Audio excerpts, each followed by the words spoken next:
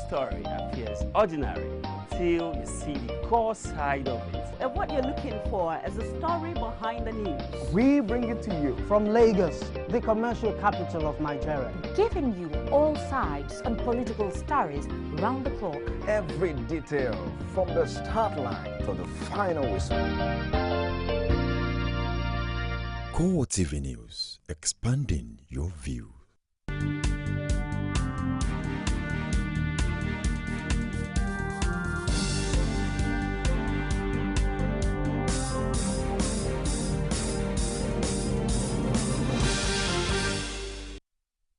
Hello there, I am Nifemi Oguntoye with the CoreTV News this hour.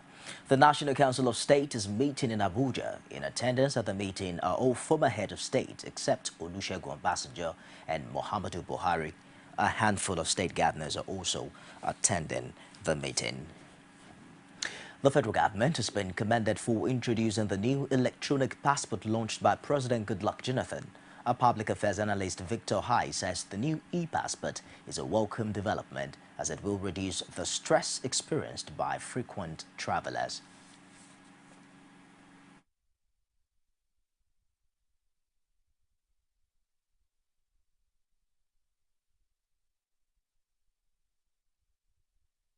There's a need to have enough pages. So I think it's a welcome development, and it's like the idea behind having multiple entry visas, for instance. If you had to go to an embassy every time you have to travel, for frequent travelers, you know, it's a waste of time.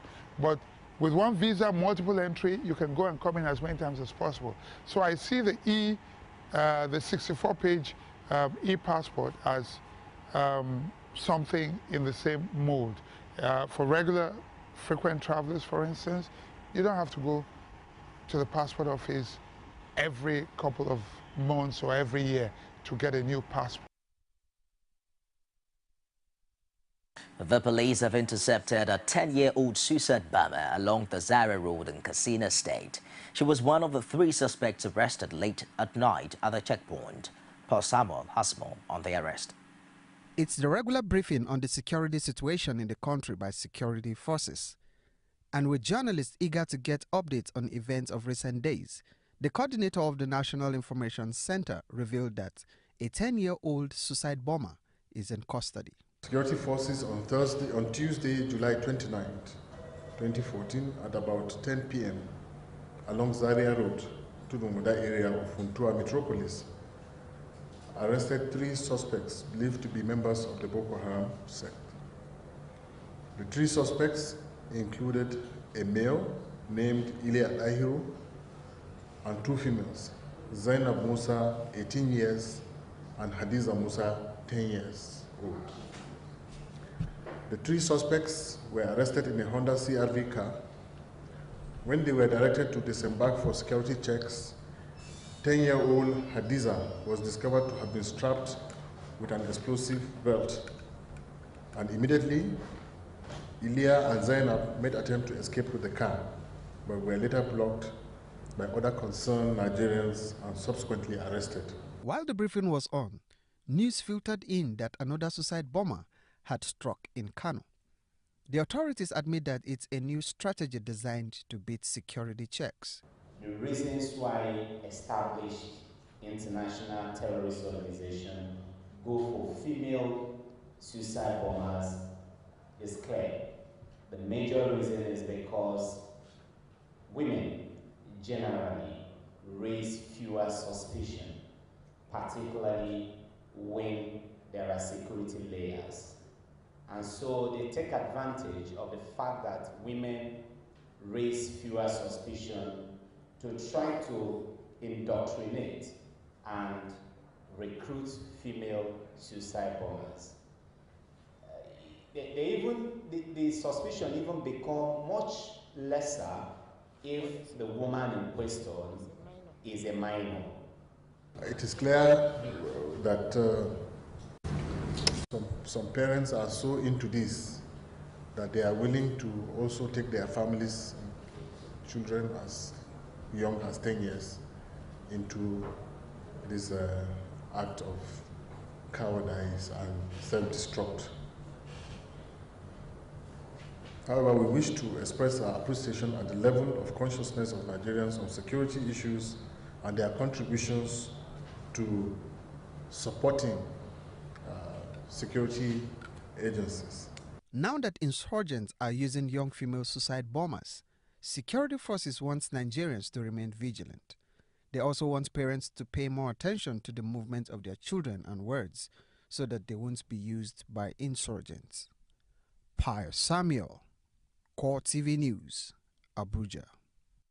Meanwhile, the police have confirmed that a female suicide bomber detonated the bomb that killed at least 6 people on the campus of the Kano State Polytechnic.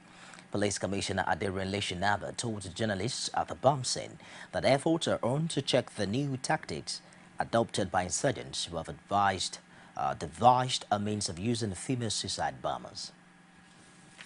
Well, the general assessment is that we are in very difficult times, a situation where we have a new dimension of suicide bombing, and this one that happened here at the administrative block of the Kano State Polytechnic on Bayero University Kano Road, which just occurred some few moments ago. It calls for vigilance on the part of each and every one of us, because we have tried as much as possible for deployment of policemen everywhere. You can see this spot, that's where we have our police checkpoint. Because what we require most now is intelligence.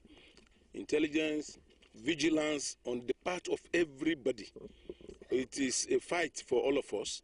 And even where you have policemen, military men all over the place, I think we still require informations as well as vigilance on the part of each and every one of us to ensure that, because a situation where somebody is carrying explosives on the body, when you look at the person, what is the business of such a person in this type of a school where people are coming to check the results of NYC deployment? That's the graduates of this school who are going for batch A NYC. So when you are around that place, when you see somebody who is looking like a primary school or at best a junior secondary school student, more so that we have been telling everybody about the issue of female teenage suicide bombers, I think it should call for attention of the law enforcement agents. The Chibok community leaders have admitted that the presidency doled out money to parents of the abducted schoolgirls and some of the girls that escaped from insurgents. Representatives of the community said at a press briefing in Abuja that the money was delivered at midnight by a presidential aide.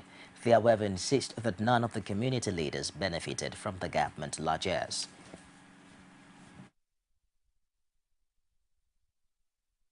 We therefore make public our findings regarding these allegations as follows. 1.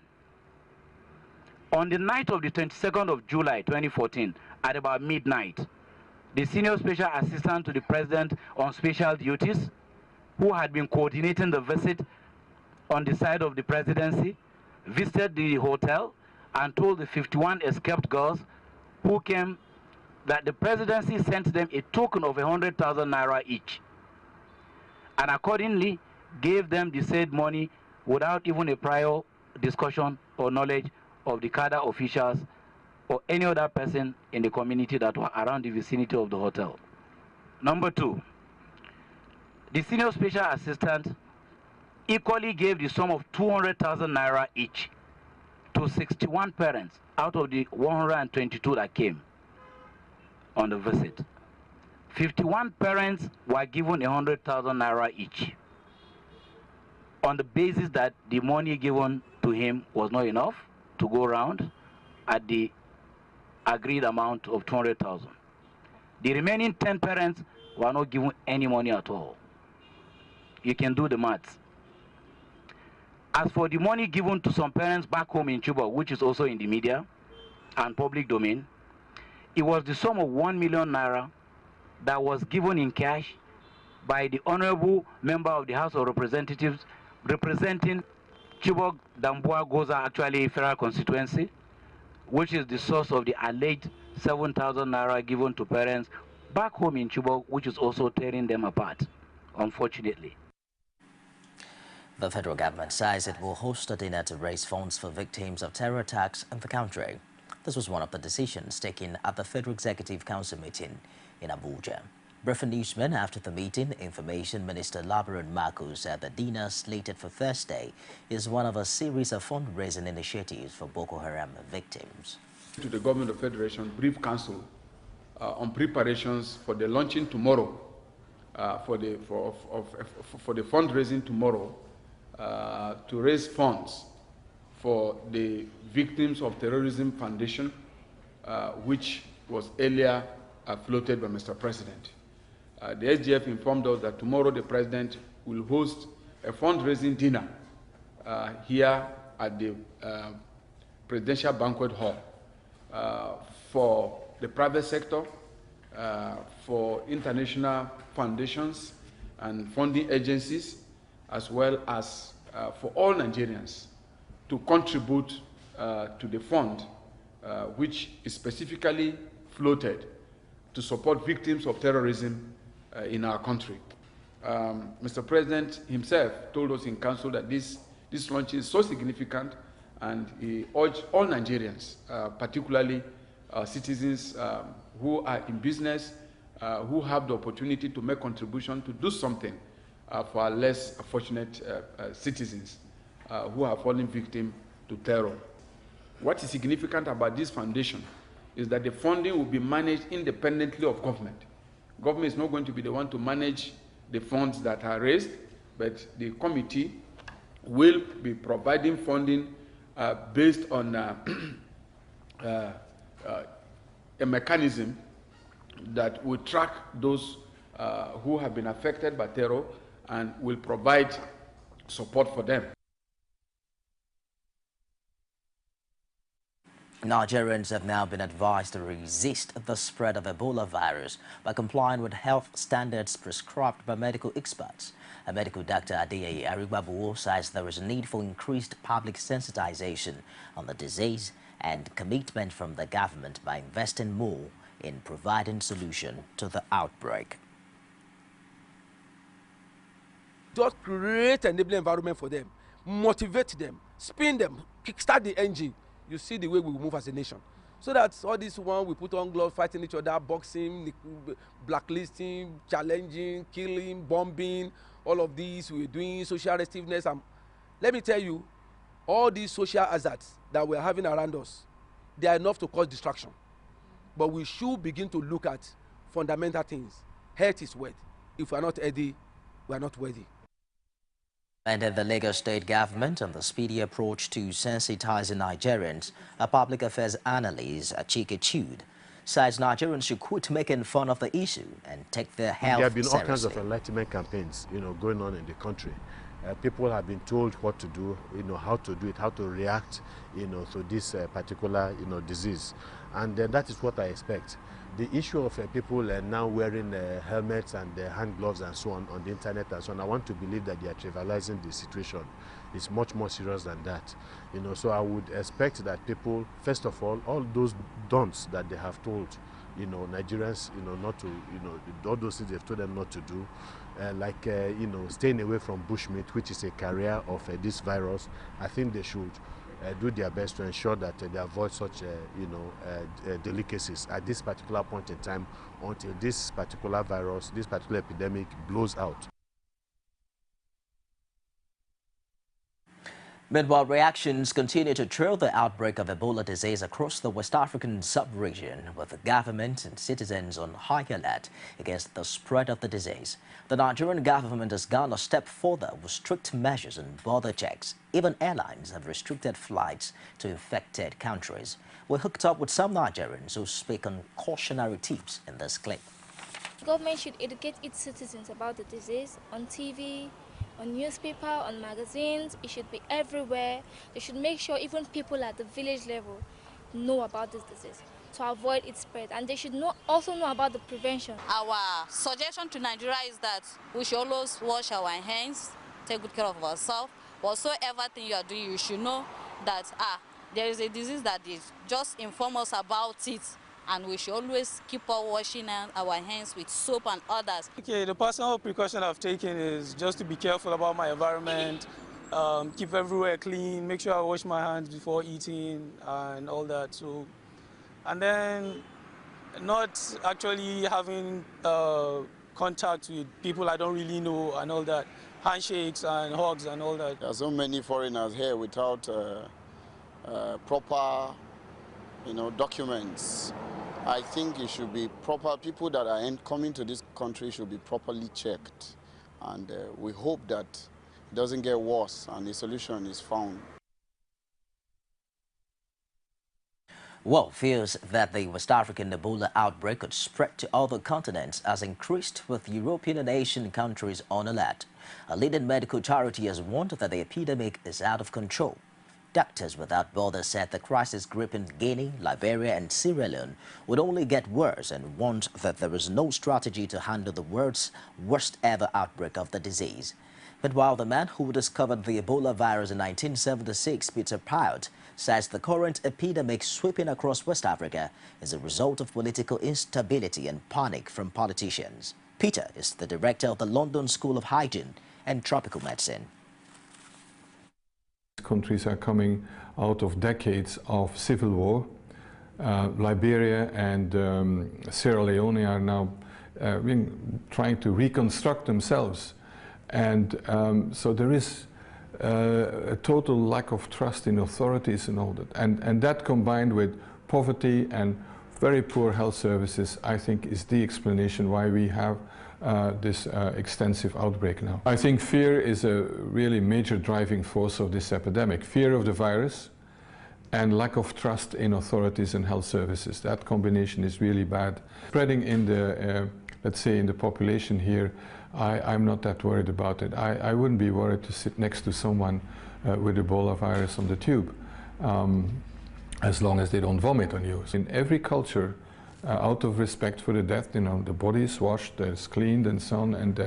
But if you do that with someone with Ebola, that's a very, very risky business. There are a couple of experimental vaccines which have been developed. And which turned out to protect in animal experiments. And also there are some treatments that may work based on studies in animals. Away from that story to Ekiti State, where Governor Kayode Fayemi has signed into law the bill to create additional local council development areas from the existing 16 local government areas in the state. Rashid was at the executive and legislative signing ceremony and brought back this report. Since the proposal of the creation of local council development areas in Ekiti in January, the move has attracted both positive and negative reactions. With the presentation of the report of the Committee on Referendum having been passed by the State House of Assembly, Speaker Adewale Omirin says the House is addressing the wishes of Ekiti people with the bill. Members of the House of Assembly were gathered on the 8-point agenda, especially the declaration in the 8-point agenda for participatory governance, which implementation gives rise to demands by the people from one local government to enhance development in local communities where most of our people live. The Governor, Kayode Fayemi, while speaking, thanked all concerned stakeholders for their contribution to the whole process.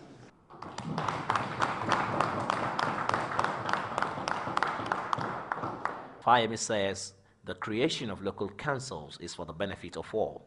I want to seize this opportunity to commend and congratulate the representatives of our people for the enormous work put into completing this assignment, for their considerable conflict management skills, and for their commitment to ensuring that this cardinal objective of our government is fulfilled. Drawing from the report of the Asset Sharing Committee, which had come up with a formula to ensure the smooth takeoff of all local council development areas, the governor ordered for the immediate takeoff of the local councils with the immediate release of takeoff grants and other administrative logistics. All of the new local government areas will come into immediate effect in all the areas affected, following the necessary sharing of the assets and the necessary implementation of administrative responsibility. With the signing of the Local Council Creation Bill into law, Ekiti now has 35 local government areas. The signing into law created 19 new local councils with the former 16, but this may not be the end of the matter as the PDP kicks against the move with a case still before the courts. Rashid, CoreTV News, Ado Ekiti. U.S. Secretary of State John Kerry is in India to meet with new Prime Minister. Find out more on the story after this break. CoreTV News now provide a platform for live coverage of political rallies and electioneering campaign from anywhere in Nigeria. Political news stories, political editorial reviews, political discussions, personality profile, People's Parliament from the National, State and Local Government Assembly. Contact us now on 0803-471-8550 or 0803-724-9733. 01453-3407. Our 24-hour news station. You can now watch CoreTV News live from anywhere in the world on our website www.coretvnews.com. Click on Live TV on our website and watch us live. And welcome to CoreTV Primetime News. To follow us on Twitter, click on Twitter icon on our website. On Facebook, click on the Facebook and YouTube to see all our previous news production. You can also watch us live on YouTube. Click CoreTV, leave a space, then News. CoreTV News, our 24-hour news station. Welcome back. U.S. Secretary of State John Kerry said he's excited about India's Prime Minister Narendra Modi and says he wanted a new relationship with the new right-wing government. Kerry said he wanted to see things move in a very positive way as he seeks to reboot the U.S.-India relationship after a recent spate of diplomatic disputes between the world's two largest democracies. Kerry opened his first meetings with Modi's government on Thursday, including with Finance and Defense Minister Arun Jaitley, a key player in the new government. Kerry will meet with Modi on Friday, a Hindu nationalist who was shunned by Washington until his sweeping election victory in May. And that ends it this hour. Join us again at the top of the hour for more stories. I am Nifemi Oguntoye. Thanks for being there.